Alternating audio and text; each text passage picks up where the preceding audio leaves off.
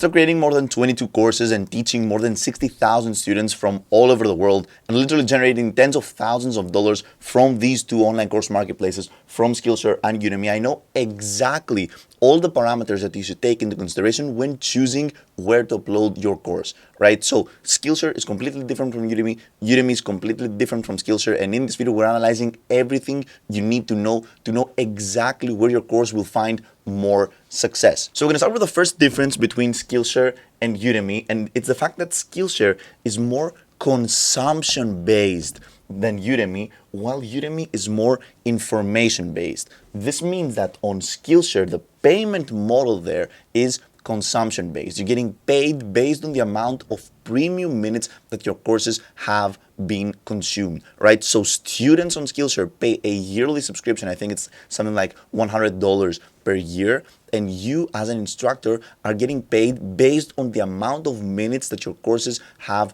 been consumed. So people don't exactly purchase your courses like Udemy, for example. They enroll in your courses for free, and then you get paid from Skillshare based on the amount of minutes, again, that your courses get consumed.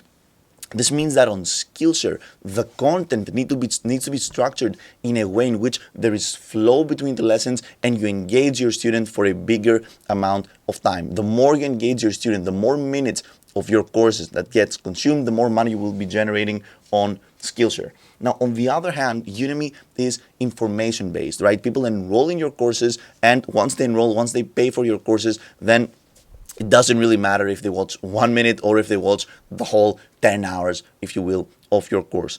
That being said, also on Udemy, something that many people don't know is that also on Udemy, if people consume big parts of your course, so if people stay throughout, enroll and stay throughout of your course, this will actually act as a positive search engine optimization technique, and your course will be further again suggested on the Udemy platform. So again, taking care of your course's lessons and making sure that it engages people and it's not boring and it's information based and the visuals look cool and everything gets you very, very far in both online course marketplaces, right?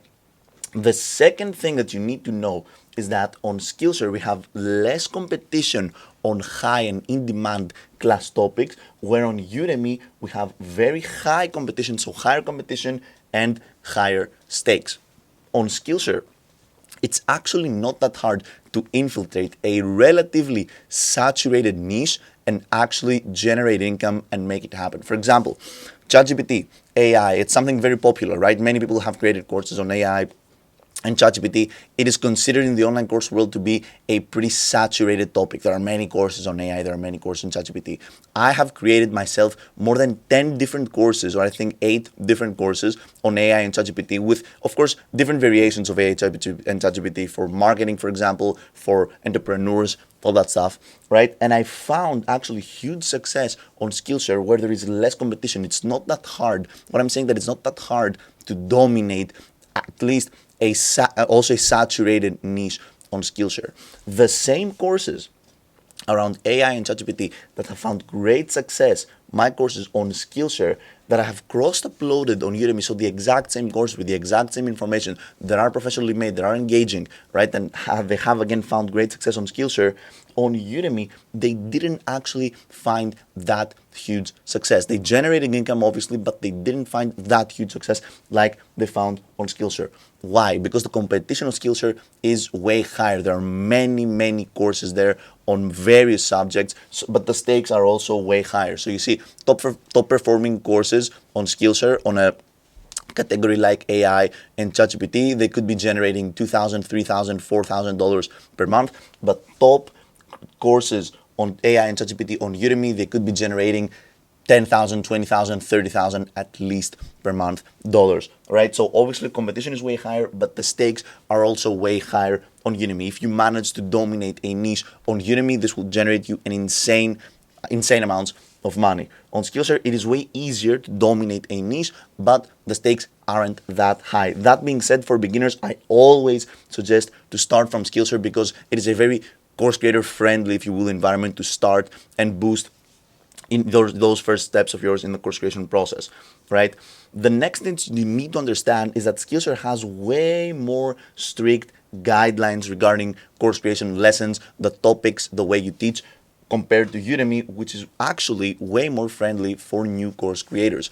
On Skillshare, in order to even apply to teach, you need to give them one of your lessons. They need to understand your lesson. They need to approve your camera quality, your video quality.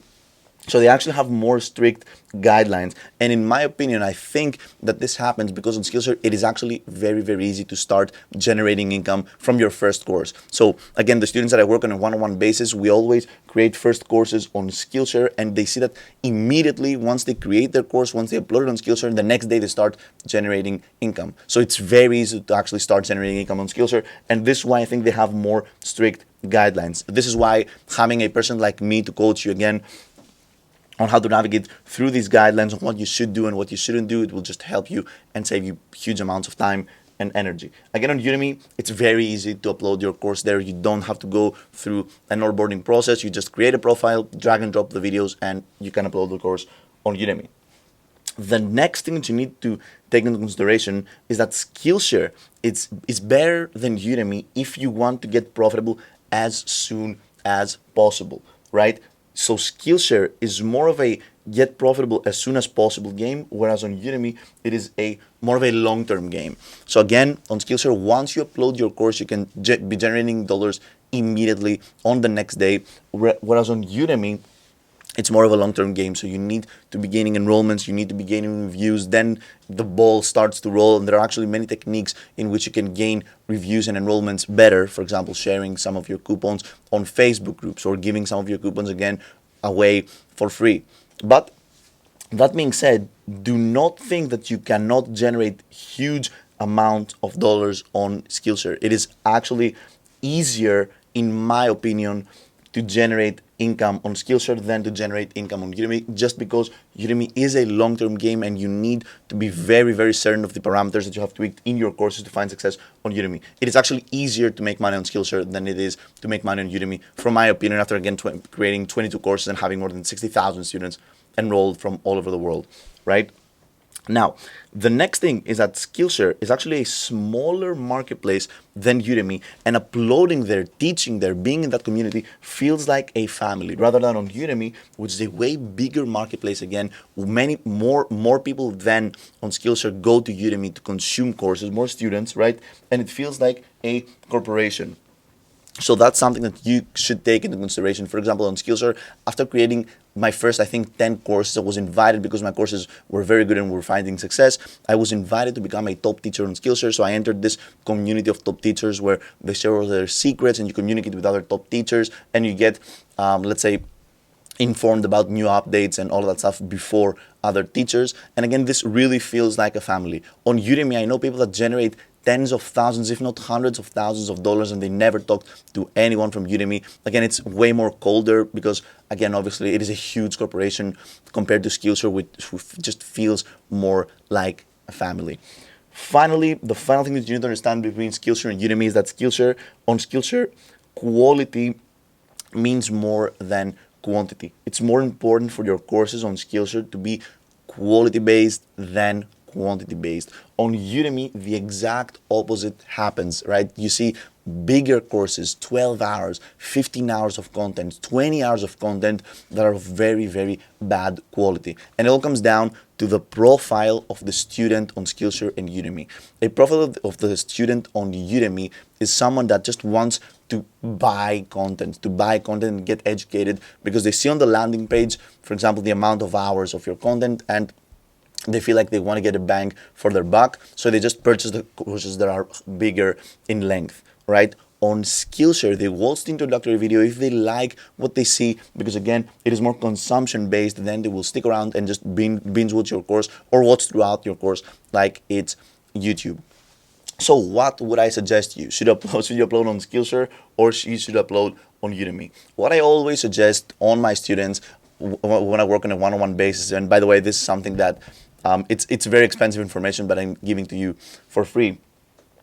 I always start to optimize my courses for Skillshare, right? So I create my courses based on Skillshare's guidelines, right? And I also, again, I teach this to my students. I teach them to tailor their courses to appeal on Skillshare's guidelines, upload their courses on Skillshare, right? Start to monetize their courses immediately on Skillshare, and then cross-upload these courses on Udemy. If you manage and tailor your courses for the Udemy guidelines, right, and then cross-upload them on Skillshare, you will find problems because Udemy guidelines are, again, more information-based. They're not that you're focused on quantity and not quality, so you will have problems cross-uploading on Skillshare, right? But Skillshare courses usually find success on Udemy. Udemy courses don't always find success on Skillshare.